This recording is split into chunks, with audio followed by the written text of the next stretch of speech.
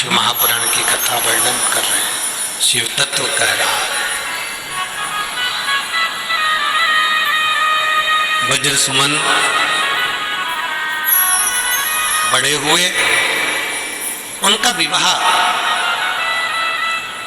एक सेठ की कन्या मंदाती के साथ हुआ।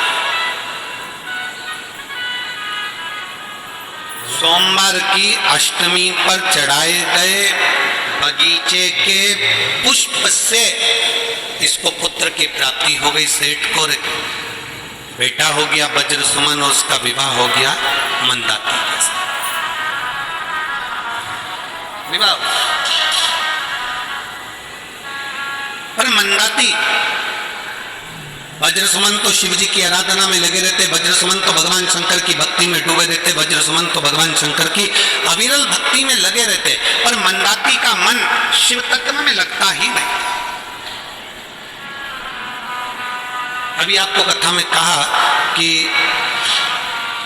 पति अगर भजन करने वाला है और पत्नी अगर भजन नहीं करती तो भी भगवान की कृपा समझो, पत्नी भजन करे और पति ना करे तो भी भगवान की कृपा समझो, और पति पत्नी दोनों ही भगवान की भक्ति ना करे तो समझ लो फिर सीताराम जी है। पर कृपा देखिए शिव की। वज्र सुमन भगवान की भक्ति करता है, मंदमती मंदाती कभी भगवान की भक्ति में नहीं लगी। मंदाती शिव भक्ति करती ही नहीं। और फिर निवेदन है मेरी हरियाणा की जीजियों से, मेरे जीजाओं से, मेरी बेटियों से, बेटाओं से, माताओं से, मेरे भाइयों से, तुम्हारे मन में कभी ये मत लेकर आना कि मैं मंदिर जाती हूं मेरी देवरानी नहीं जाती, मैं मंदिर जाती हूं मेरी जेठानी नहीं जाती, मैं मंदिर जाती हूं मेरी बहू नहीं जाती, मैं मंदिर जाती हूं मेरा बेटा नहीं जाता, मैं मंदिर जाती हूं मेरा पति नहीं जाता। कभी तुम्हारे मन में यह भाव लेकर मत आइए, कभी यह भाव लेकर मत आओ, बल्कि भगवान शंकर के मंदिर में एक लोटा जल चढ़ाते चढ़ाते ये जरूर कहना, प्रभु ऐसी कृपा जरूर करना कि जो मंदिर नहीं आ रहे हैं एक दिन तेरी कृपा से वो भी शिवालय आना प्रारंभ कर दे, शंकर को जल चढ़ाना प्रारंभ। इतनी कृपा जरूर। और तेरी कृपा बिना न हिले एक, तू कृपा करेगा तो सब कुछ हो सकता है, तू करुणा करेगा तो सब कुछ हो सकता है, तू दया करेगा तो सब कुछ हो सकता है, तू कृपा कर।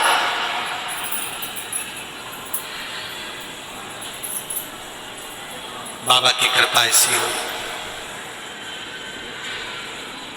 आज मंदाती के मामा जी ने अपनी भांजी और अपने भांजा दामाद दोनों का भोजन प्रसाद रखा। दोनों के लिए निमंत्रण आया और दोनों के लिए भोजन की व्यवस्था करी गई मामा जी के यहाँ। बहू ने कहा, मंदाती ने अपने पति से कहा, सुनो मेरे मामा जी के यहाँ भोजन है, आपका और मेरा,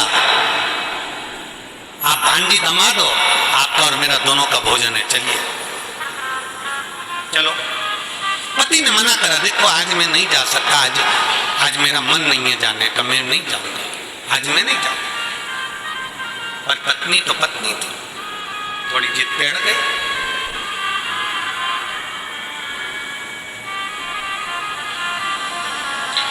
थोड़ी प्रीति मामा जी से ज्यादा थी, तो वो प्रीत सामने अड़ रही थी। कैसे नहीं चलोगे? सास को मालूम पड़ा कि मेरी बहू जिद पर अड़ी हुई है कि मामा जी के भोजन है और बेटा जाने को तैयार नहीं है, तो सास ने अपने पुत्र को बुलाकर समझाया, ए वज्र सुमन, अगर बहू कह रही है तो चले जाओ, व्यर्थ का क्लेश मत मचाओ, जाओ मामा जी के भोजन करने जाओ। वज्र सुमन ने कहा, ठीक है माँ, अगर तुम कह रही है तो मैं भोजन करने जाता हूँ। वज्र सुमन और मंदाती दोनों भोजन के लिए जाने लगे। चलते चलते बीच राह में मंदाती ने बहती हुई खूब अच्छी उफनती हुई नदी को देखा और देखते से ही पत्नी का मन लगा। मंदाती ने कहा, देखो आज और आप और हम कभी भ्रमण के लिए नहीं निकले, आप और हम कभी घूमने के लिए नहीं निकले, आज पहली बार मैं मामा के यहाँ जा रहे हैं, बीच में ये नदी पड़ी है, क्यों ना अपन स्नान करें। क्यों ना अपन स्नान करें। पति ने मना कर दिया वज्र सुमन ने, मैं नहीं नहाता, मैं स्नान नहीं करता। पत्नी जिद पे अड़ गई, मुझे तो स्नान करना है और तुम्हें भी मेरे साथ स्नान करना पड़ेगा। वज्र सुमन ने अपनी पत्नी से कहा, सुनो मंदाती, मुझे तैरना नहीं आता, मुझे तैरना नहीं आता। मंदाती, हमारा शास्त्र कहता है जिस नदी को हम पहचानते नहीं है, जिस तालाब को हम पहचानते नहीं है, जिस कुएं को हम जानते नहीं है, जिस बावड़ी को हम जानते नहीं है, उसमें उतरना नहीं चाहिए। यह हमारा शास्त्र कहता है। मैं कैसे उतर जाऊं? मंदाती ने जिद पकड़ी। मेरा निवेदन है कई माताओं से, कभी भी जिंदगी में अपने पति के साथ अगर भ्रमण पर जा रहे हो, अपने पति के साथ कहीं घूमने जा रहे हो, अपने पति के साथ किसी शॉपिंग मॉल में जा रहे हो, अपने पति के साथ कहीं शॉपिंग करने के लिए जा रहे हो, कहीं किसी कार्य में जा रहे हो, तो मेरा माताओं से भी निवेदन है और पतियों से भी निवेदन है कि आपस में इतना तालमेल बनाकर चलना, तुम्हारी घर में कितना भी क्लेश होता हो और दुनिया के लोगों को यह मालूम ना पड़ पाए कि तुम्हारे भीतर कितना क्लेश है। दुनिया के लोगों को मालूम ना पड़े।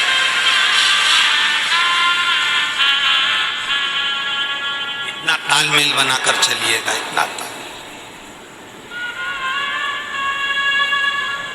दुनिया के लोगों को यह मालूम ना पड़े कि तुम्हारे अंदर कितना क्लेश है। देवरानी जेठानी, सास बहू, भाई भाई, माता पिता बच्चों के बीच में वो तालमेल होना चाहिए कि घर में कितना भी क्लेश हो पर सामने वालों को मालूम ना पड़े कि हमारे अंदर क्या चल रहा है। क्लेश क्यों है, कैसा है, सामने वालों को मालूम ना पड़े। भीतर रखो, बाहर प्रकट मत करो। शिव महापुराण की कथा कहती है, भगवान शंकर के पुत्र षडानंद कार्तिकेय जी को क्रोध आ गया था। क्यों? क्योंकि गणेश जी महाराज को प्रथम गिनती में रखा गया और षडानंद कार्तिकेय को उसका कोई फल नहीं मिला। क्रोध आ गया। षडानंद कार्तिकेय को जब क्रोध आया, देवताओं ने आकर देखा कि षडानंद कार्तिकेय को क्रोध आ रहा है और क्रोध में षडानंद कार्तिकेय श्री शैलम पर जाकर विराजमान हो गए।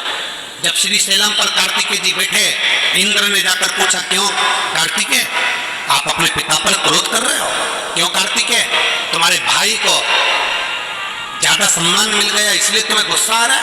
क्यों कार्तिकेय, तुम्हारे भाई का नाम सब दूर चल रहा है इसलिए तुम्हें क्रोध आ रहा है? षडानंद कार्तिकेय जी ने उसी समय इंद्र से कहा, इंद्र तुम व्यर्थ की बात ना करो, गणेश मेरे दिल में बसता है, मेरे पिता मेरे दिल में बसते हैं, मेरी माँ मेरे दिल में बसती है, मेरा परिवार मेरे दिल में बसता है।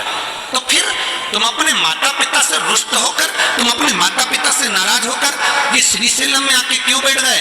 षडानंद कार्तिकेय ने कहा, अगर मैं घर में रहता तो मेरे माता पिता मुझे तप साधना नहीं करने देते, वो कहते कि तुम्हारे बत्तल की, तुम्हारे हिसाब की तप साधना मैं कर रही। यहाँ जितनी माताएं बैठी है ना, कभी कभी अपने बेटे से कह देती है, बेटा कहता मम्मी मुझे अष्टमी का व्रत करना है, मम्मी मुझे प्रदोष का व्रत करना है, मम्मी मुझे सोमवार का व्रत करना है। तो घर में जितनी माताएं रहती ना, वो अपने बच्चे से कहती, तुझे क्या जरूरत है व्रत करने की, मैं कर तो रही हूँ, मैं कर रही हूँ ना, तुझे क्या जरूरत है करने की, मैं कर रही हूं ना। कई कई माताएं कहती हैं कि मैं कर रही हूं ना, तुझे क्या जरूरत है। षडानंद कार्तिकेय जी कहते हैं इंद्रदेव से, इंद्रदेव तुम ये मत सोचना कि गणेश मुझसे दूर है, मेरे माता पिता मुझसे दूर हैं। षडानंद कार्तिकेय जी कहते हैं, इंद्र सब मेरे दिल में बसते हैं और मेरे माता पिता मुझे तप साधना नहीं करने देते, इसलिए मैं श्रीशैलम पर आकर तप साधना करने के लिए यहाँ पर निवास कर रहा हूँ। यहाँ ये मेरे भीतर की बात, ये मेरे अंदर की बात है, ये मेरे भीतर की बात है। यहाँ मेरे बहुत लोग मिलते हैं। देवर देवरानी अगर दूसरे मकान में रह रहे हैं, जेठ जेठानी दूसरे मकान में रह रहे हैं, तो देवरानी के पास में भी ढेर जाएंगे और जेठानी के पास में भी बहुत जाएंगे। क्यों? क्या तुम्हारे जेठ ने तुम्हें हिस्सा नहीं दिया? क्यों? क्या तुम्हारे देवर ने तुम्हारे लिए कुछ नहीं किया? क्यों? तुम्हारे मामा जी ने, तुम्हारे काका जी ने कुछ नहीं किया? क्यों? तुम्हारी बुआ जी ने, फूफा जी ने कुछ नहीं किया? दुनिया के लोग, प्रपंच रचने वाले ढेर आएंगे। पर शिव महापुराण की कथा कहती है, क्या किसको रोइए, चादर तान के सोइए। आग लगे बस्ती में, जरा जम के बोलो, जरा अपन रहो। बस क्यों व्यर्थ की बातें करना? शिव स्तुति में अपना चित्त लगाओ। एक पत्र है,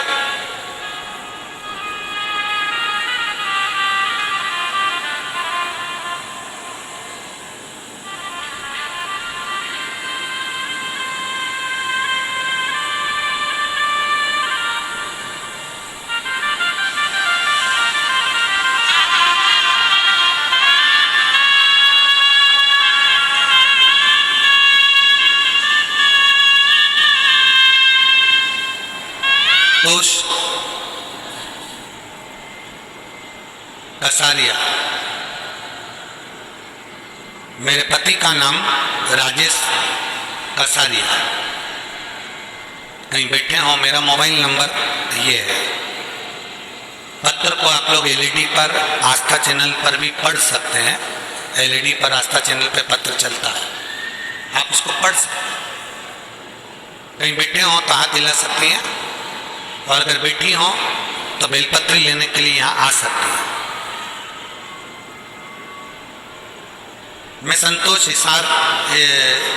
संतोष कसारिया, राजेश कसारिया, हिसार से हूँ। हिसार हरियाणा की रहने वाली हूँ। मेरा मोबाइल नंबर ये है।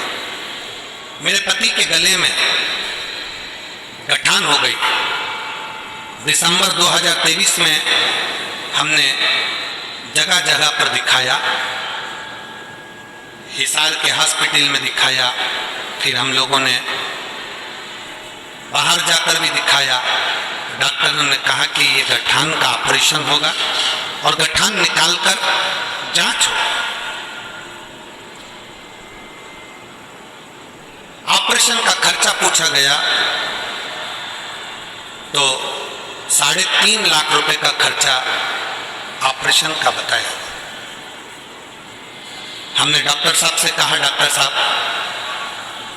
हमें कुछ दिन दे दीजिए, हम वापस आकर ऑपरेशन करा लेंगे। क्योंकि हमारे पास में इतना पैसा नहीं था गुरु, तो हम झूठ बोलकर घर आ गए। और घर आने के बाद आंखों में जल भरकर इतने रोए ना गुरुदेव कि एक तो पति के गले में गांठ हो गई, खाना खाते नहीं बनता, महीने निकलते जा रहे थे और उनके गले में से पानी भी निकलना बड़ा मुश्किल हो रहा था। पैसा इतना नहीं था कि ऑपरेशन करा सकें, और डॉक्टर घबरा भी रहे थे कि बीमारी कोई दूसरी है और इसका ऑपरेशन जरूरी है। बड़ी बीमारी कैंसर तक से योग बन गई। क्या करें? पति के मुख में पानी भी नहीं जा पा रहा था। तभी सब्जी का ठेला चलाने वाला, जो तरकारी भेजने वाला, बेचने वाला है, सब्जी बेचने वाला है, उसके यहाँ से मैं सब्जी खरीद रही थी। उसी ने मुझसे कहा कि बहन जी आप रोज थोड़ा सा सामान लेती हो, क्या बात है? पति को गले में गांठ हो गई है और डॉक्टर ऑपरेशन का बोल रहा है, वो कुछ खा पी नहीं सकते, मैं अकेली क्या? उसके कहने पर मैंने शंकर भगवान को जल चढ़ाना प्रारंभ करा। एक बेलपत्री लेकर आती, उनसे खाते नहीं बनती, इसको पीस कर थोड़ा सा मुंह में दे देते और शिव जी पे चढ़े हुए जल को लाकर उनको पिलाने का प्रयास करते। गुरुदेव, पशुपतिनाथ का व्रत प्रारंभ किया। दुनिया के लोग मुझसे पूछें कि शिव की करुणा क्या होती है। 20 दिन निकल गए, 20 दिन तक रोज शंकर का चढ़ा हुआ जल लाती, उनके मुख में देती, धीरे धीरे धीरे धीरे 2-2 बूंद देती, फिर 4 बूंद देती, फिर थोड़ा कटोरी भर कर देती। धीरे धीरे उनको मुख में पानी जाना चालू हुआ, पानी जाना चालू हुआ। फिर मैंने बेलपत्री खिलाना प्रारंभ करी, बेलपत्री खिलाती। उसके बाद उन्होंने भोजन करना प्रारंभ करा। गुरुदेव, हम डॉक्टर को दिखाने के लिए गए, डॉक्टर ने कहा अब इनके गले में गठान नहीं है, और बाबा ने इनको उस लायक कर दिया कि अब वो भोजन भी कर रहे हैं, पानी भी पी रहे हैं, और मेरे पति बिल्कुल ठीक है। आज मैं बाबा को यहाँ प्रणाम करने के लिए आया, कहीं बैठी हो तो बेलपत्र लेने के लिए आ सकते हैं। संतोष जी कसारिया, राजेश कसारिया हिसार से हैं, मेरा मोबाइल नंबर ये है। एक लाइन अच्छी लिखी है, आप और हम गुनगुना सकते हैं। भोले तेरे चरणों घर धूल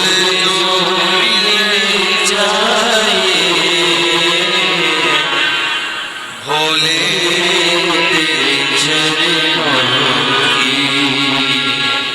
घर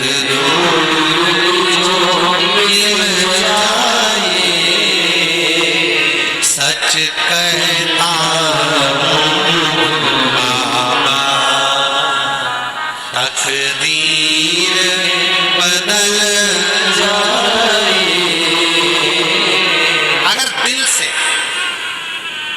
हृदय से शिव तत्व को प्राप्त किया तो शिव क्यों ना सुने।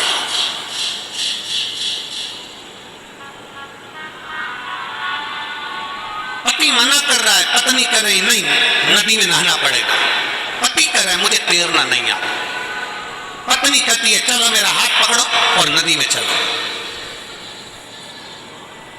हाथ पकड़ो मेरा, चलो नदी। पति मना कर रहा है, मैं घर से नहाकर आया हूं, मामा जी के यहाँ भोजन करेंगे वापिस आ जाएंगे, मैं नहाकर आया।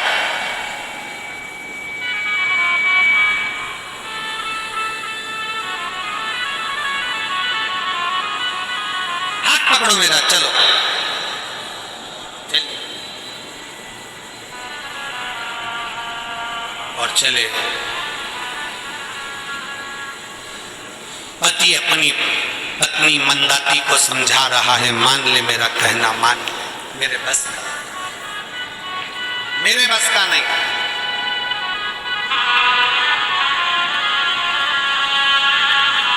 पत्नी ने हाथ पकड़ा पति का, खींच के नदी में ले गई। जो पति पत्नी दोनों पानी में गए, पति का हाथ छूट गया, पति को तैरना नहीं आता था, पानी में बह गया। पत्नी पानी से बाहर निकल चिल्लाने लगी, मेरा पति पानी में बह गया, मेरा पति पानी में बह गया। रोने लगी, चिल्लाने, रोते रोते रोते रोते पति 2 घंटा 3 घंटा 4 घंटा 5 घंटा इंतजार करा, पति नहीं आया। रोती रोती अपने मामा जी के यहाँ पहुंच गए। भांजी आई है। मामा जी को सूचना मिली कि भांजी तो आई पर भांजी दामाद नहीं आया। मामा जी ने पूछा, बेटा तू अकेली? मामा जी तुम्हारे भांजी दामाद भी आए थे, हम दोनों पानी में नहाने के लिए नदी में उतरे, तुम्हारा दामाद पानी में बह गया। रो रही है, वो चले गए, वो चले गए। मामा जी ने उड़ देखी ना पुर, अपनी भांजी को खाना तक नहीं खिलाया कि भांजा दामाद नहीं आए तो मैं भोजन भी नहीं करा था। रोती हुई भांजी बाहर निकल गई, रोती हुई बाहर निकली और बाहर निकलते निकलते फिर नदी के तट पर पहुंची। उसने विचार करा अब अपने ससुराल वापस चली जाऊं, पर मन में विचार करा जब मायके के सगे मामा ने मुझे भोजन नहीं दिया, मामा ने मुझे नहीं रखा, तो मेरे ससुराल वालों को मालूम पड़ेगा कि उनका लड़का नहीं रहा, जो इतने सालों के बाद बेटा हुआ वो बेटा नहीं रहा। उनको मालूम पड़ेगा कि मेरी जिद के कारण मेरा पति चले गया, तो उनको मालूम पड़ेगा तो ससुराल वाले क्या रखेंगे। अब रोने लगी, क्या करूं। नदी के तट पर गई, थोड़ी सी आगे बढ़ी, आगे बढ़ते सी उसने क्या देखा, खूब बिलक बिलक कर रो रही थी, खूब बिलक के रो रही थी, और रोते रोते सामने से एक बूढ़ा, एक बुजुर्ग, एक बुढ़ा सा व्यक्ति आ रहा था।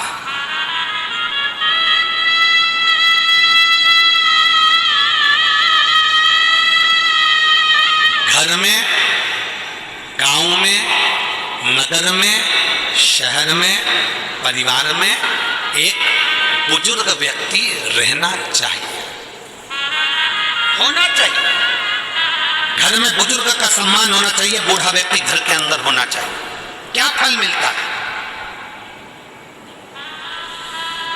रावण की सेना में भी एक बुजुर्ग था और राम जी की सेना में भी एक बुजुर्ग था।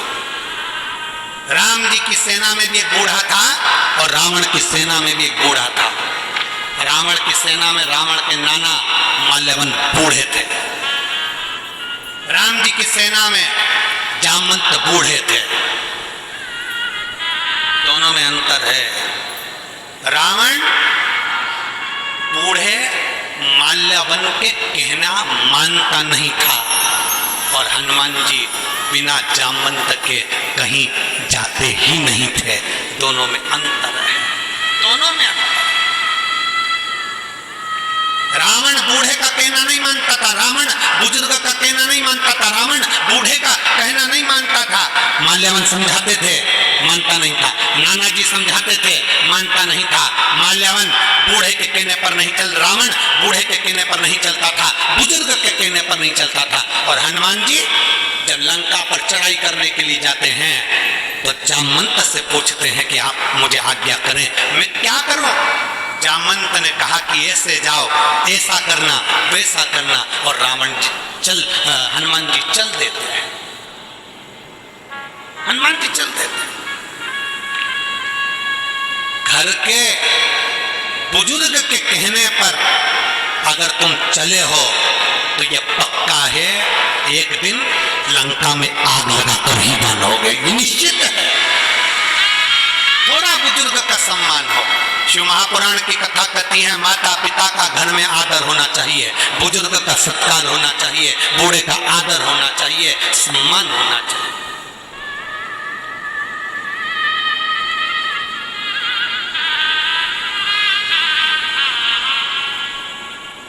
थोड़ा आदर हो माता पिता का, सम्मान, सत्कार।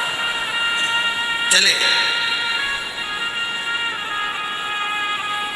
बैठी थी मंदाती, आंखों से आंसू बह रहे थे। एक बुजुर्ग सामने से, एक संत, एक साधु, एक सन्यासी, एक तपस्वी, एक बूढ़ा सा व्यक्ति सामने से निकल कर आ रहा था। संत ने पूछ लिया, बेटी क्या हो गया, क्यों रो रही हो, क्या हुआ है तुमको, तुम्हारे रोने का कारण क्यों रो, किस लिए रो रही हो। कहा मैं तुमको क्यों बताऊं, मेरे रोने का कारण मैं तुम्हें क्यों बताऊं। संत ने, बूढ़े व्यक्ति ने फिर पूछा, बेटी क्यों रो रही हो, बताओ तो सही, आखिर क्यों रो रही, क्या हो गया। इतने में मंदाती ने कहा, बाबा मेरा पति पानी में नहा रहा था और डूबकर मर गया, ना जाने कहां चले गया। आज मेरे पति को गए हुए पूरा दिन हो गया, रात हो गई, सुबह हो गई, पर मेरा पति नहीं मिलता, मर गया, पानी में बह गया, उसको तैरना भी नहीं आता। बूढ़े व्यक्ति ने कहा, बेटी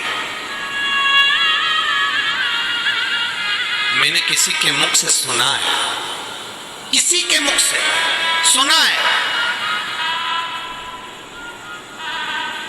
अब जरा विचार करो, ये बहन ने, वो सिरसा वाली बहन ने लिखा कि मेरे को सब्जी के ठेले वाले ने कहा, यहां पर वो बाबा कह रहा है, यहां पर बूढ़ा व्यक्ति कह रहा है कि मैंने किसी के मुख से सुना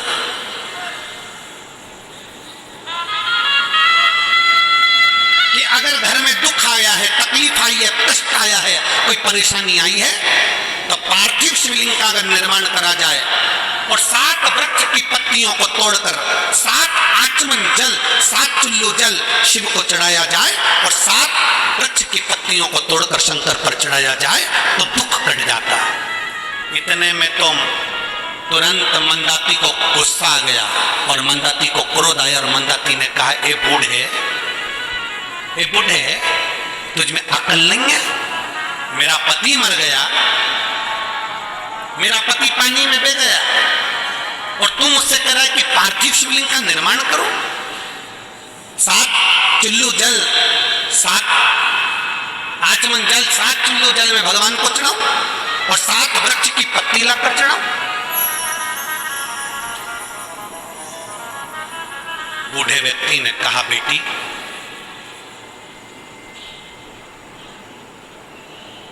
मेरी बात मान ले, सोमवार की अष्टमी के दिन 7 चुल्लू जल या तुम्हारे हाथ में जो लोटा होता है पानी का, उस जल को जब डालते हैं 7 बार धीरे धीरे धीरे धीरे उत्तर की ओर मुख कर कर, दक्षिण में बैठकर उत्तर की ओर मुख कर कर जब 7 बार जल दिया जाता है, जल चढ़ाया जाता है, 7 वृक्ष की पत्तियों को तोड़कर शिव जी को चढ़ाया जाता है, कितना भी कष्ट का समय चल रहा हो, वो कष्ट का समय कट ही जाता है और कुछ अच्छी खबर मिलती जरूर है, कुछ अच्छा मिलता जरूर है। एक हरतालिका तीज के दिन फुलेरे का दर्शन, इधर हरियाणा में हरतालिका तीज होती है कि नहीं होती, हमको नहीं मालूम, नहीं होती। अगर नहीं भी होती है तो प्रयास करा करो कि शंकर जी के मंदिर में अगर कहीं हरियाणा में हरतालिका तीज नहीं होती है तो शंकर के मंदिर में अपनी तरफ से एक डलिया लेकर या बांस की छबड़ी लेकर उसमें मालाएं लटकाकर शंकर के ऊपर जैसे वो जलाधारी लगी रहती है वैसे फूल की फुलेरा लगाना चाहिए।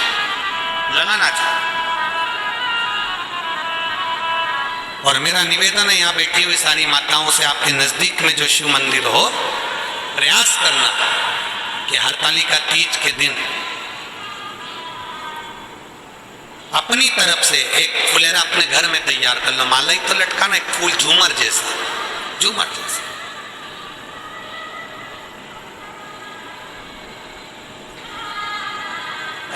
हो सका तो हम कल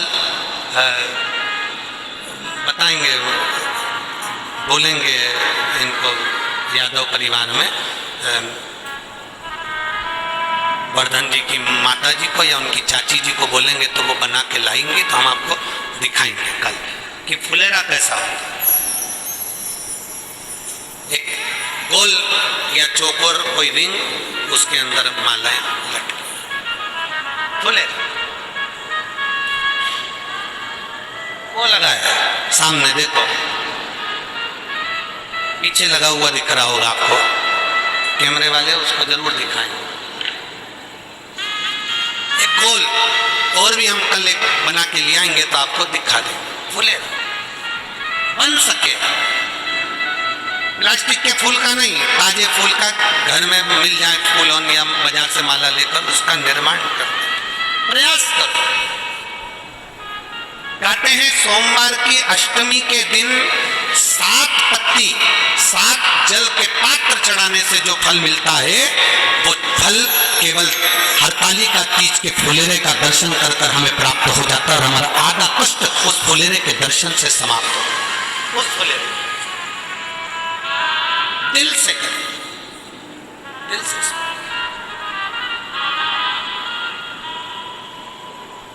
शिव तत्व कह रहा है, भगवान शंकर का चरित्र कह रहा है, शिव महापुराण की कथा, भगवान देवत महादेव का चरित्र। बूढ़े बाबा ने आकर कहा, बेटी बन सके तो तुम 7 किलो जल शंकर के पार्थिव लिंग का निर्माण कर चढ़ा दो और उस पर 7 पत्तियां चढ़ा दो। बेटी को क्रोध आ गया और मंदाती को क्रोध आकर कहा, बूढ़े बाबा तुम्हारी बुद्धि फिर गई है, तुम्हारा दिमाग काम नहीं करता। बूढ़े बाबा मेरा पति चले गया और तुम कहती हो कि मैं शंकर की पूजन करूं। इतने में मंदाती को क्रोध आया, पास में पड़ा हुआ एक पत्थर उठाकर बूढ़े बाबा के सिर पर मार दिया। बूढ़े बाबा के मस्तक से रक्त बहने लगा। बूढ़े बाबा चले गए। जैसे ही बूढ़े बाबा गए, मंदाती आंखों में आंसू भरकर अपने ससुराल की ओर जाने लगे। ससुराल, मंदाती अपने ससुराल की ओर जा।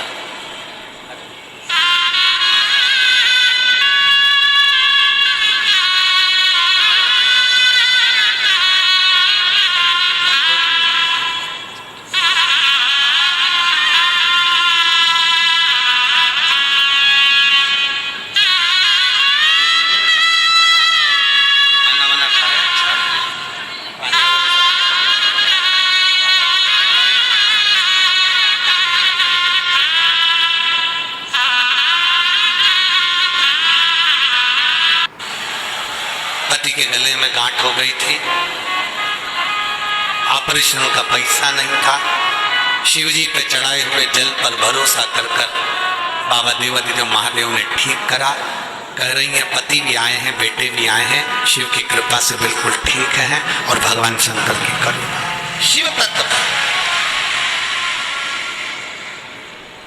शंकर ओखड़ी, शिव ओखड़ी। मंदाती ने पत्थर उठाया, बूढ़े बाबा को मारा। बूढ़े बाबा के चेहरे से सिर से रक्त बहने लगा। सिर से रक्त बह रहा था। मंदाती रो रही थी। ससुराल की ओर बढ़ने लगी। ससुराल की ओर चली और जैसे ही मंदाती ससुराल की ओर बढ़ रही है, ससुराल की ओर जा रही है, मन में भय है, मेरी सास चिल्लाएगी मेरा बेटा कहाँ है, मेरा ससुर कहेगा मेरा बेटा कहाँ है। और रो रही है, चलती जा रही है, चलती जा रही है, चलती। आंखों में अश्रु और चलते चलते चलते चलते आज मंदाती जैसे ही नजदीक में पहुंची ससुराल के, याद आया ये वो शंकर जी का मंदिर है जहां मेरा पति रोज जल चढ़ाने जाता था। ये वो शंकर का मंदिर है जहां मेरा पति रोज जल चढ़ाने जाता था।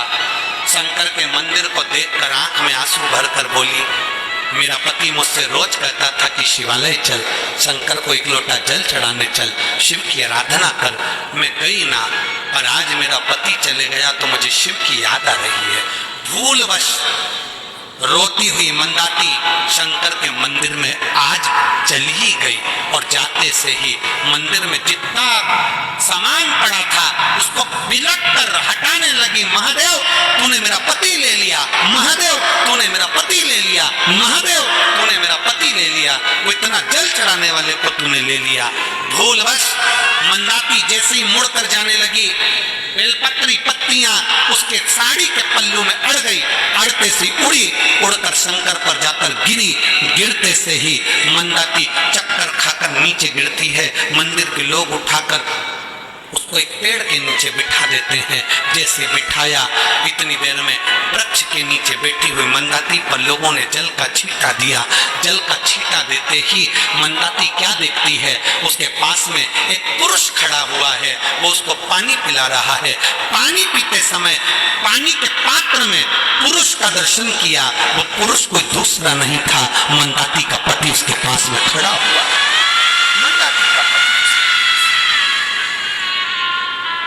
मंदाती का पति जैसे उसके पास में, स्वामी तुम यहाँ, तुम तो पानी में बह गए थे, तुम्हारा तो पानी में बहने के बाद 3 दिन तक पति ठिकाने नहीं थे, तुम कहाँ चले गए थे। इतने में पति ने कहा, मंदाती जैसे ही मैं पानी में बहा, पानी में बहते ही मुझे याद नहीं रहा कि क्या हुआ, इतने में पत्थर से मैं टकरा गया। पत्थर से टकरा कर वहीं पर मैं रुक गया।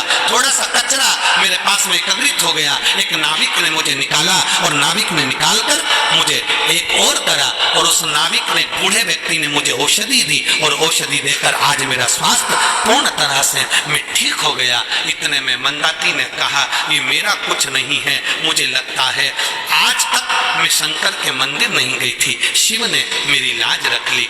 मंदाती ने अपने पति वज्रसुमन से कहा,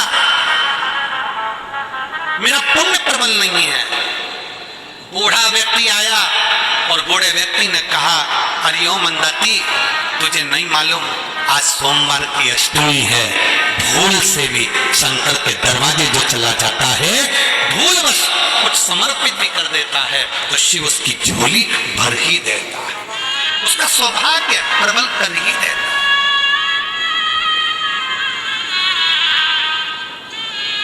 वो शिव है।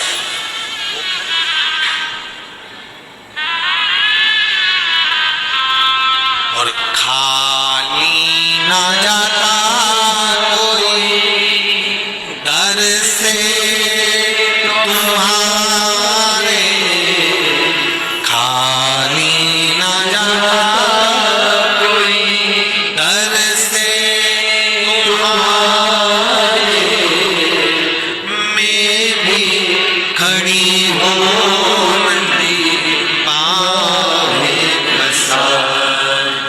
अपने हृदय से, लगा लो गिरा जा उठा। ये पवित्र पावन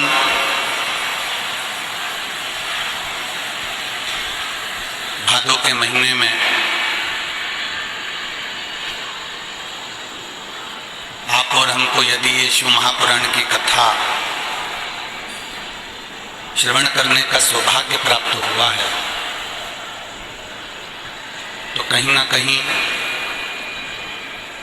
भगवान देवदेव महादेव की कृपा करुणा गुड़गांव वालों पर, गुरुग्राम वासियों पर हुई है। अभी श्री वर्धन जी यादव जी बता रहे थे कि गुरुग्राम के इस गुड़गांव के कई शिव भक्त इस शिव महापुराण की कथा का बहुत सालों से इंतजार कर रहे थे।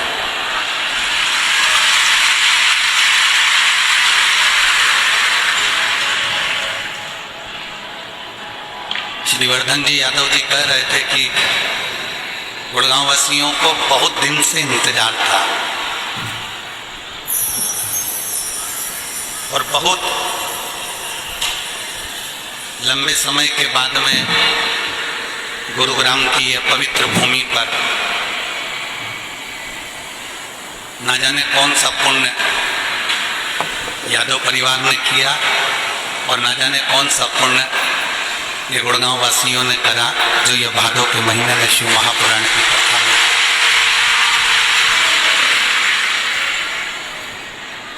और तेरी कृपा बिना न हिले एक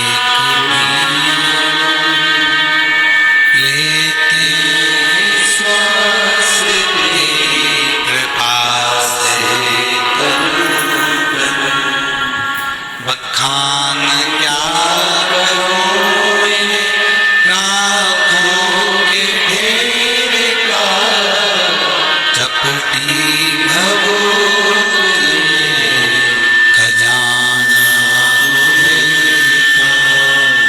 हे गंगाधार मुक्ति द्वार ओंकार भोले ओंकार आयुष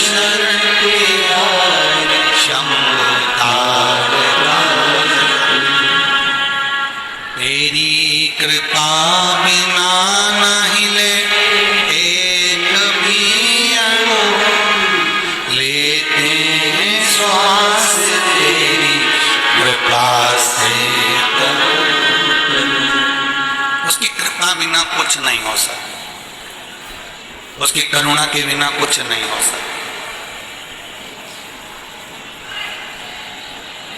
आपके और हमारे कोई पुण्य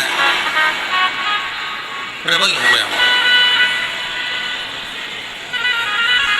वैसे तो हरियाणा वालों के सबके पुण्य सारी सृष्टि के लोगों के पुण्य से ज्यादा प्रबल हरियाणा वासियों के पुण्य होते हैं हमारे।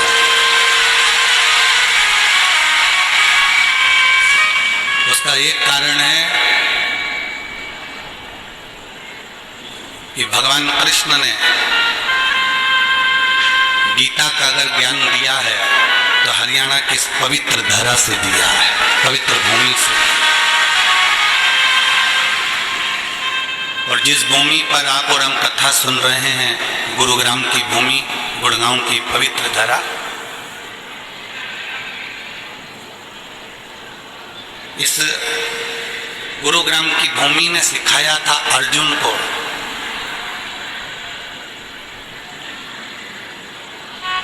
इस गुरुग्राम की भूमि ने सिखाया था भीम को, युधिष्ठिर को, नकुल को, सहदेव को।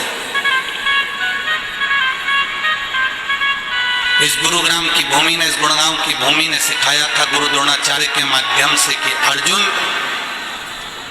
वृक्ष पर बैठा हुआ तोता दिख रहा, कि अपने लक्ष्य को देखो, बस अपने को अपना लक्ष्य देखो,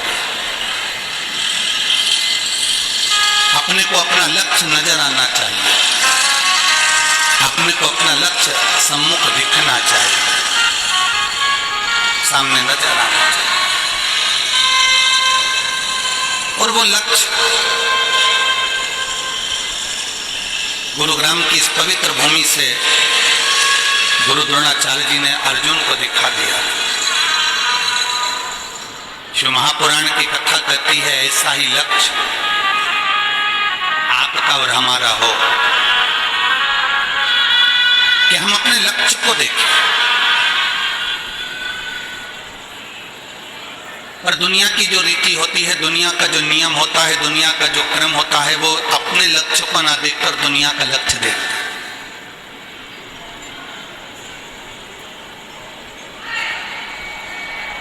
ये शिव महापुराण की कथा 5 दिवसीय है। हरतालिका फुलेरा शिव महापुराण की कथा गुरुग्राम से आप और हम श्रवण करें। श्री वर्धन जी यादव जी ने कहा कि 3 तारीख से कथा प्रारंभ हो रही है, 7 तारीख तक चलेगी। और 3 तारीख का उन्होंने महत्व समझाया कि त्रिपुंडधारी, त्रिशूलधारी, त्रिलोकी के नाथ, त्रिनेत्रधारी की कथा आज 3 तारीख से प्रारंभ हो रही है। और वास्तवता है,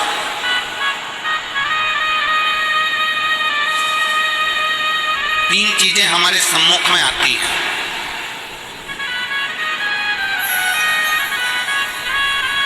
एक स्वयं के लिए देख लेना, एक अपने परिवार के लिए देख लेना, और एक संपूर्ण जगत के लिए देख लेना।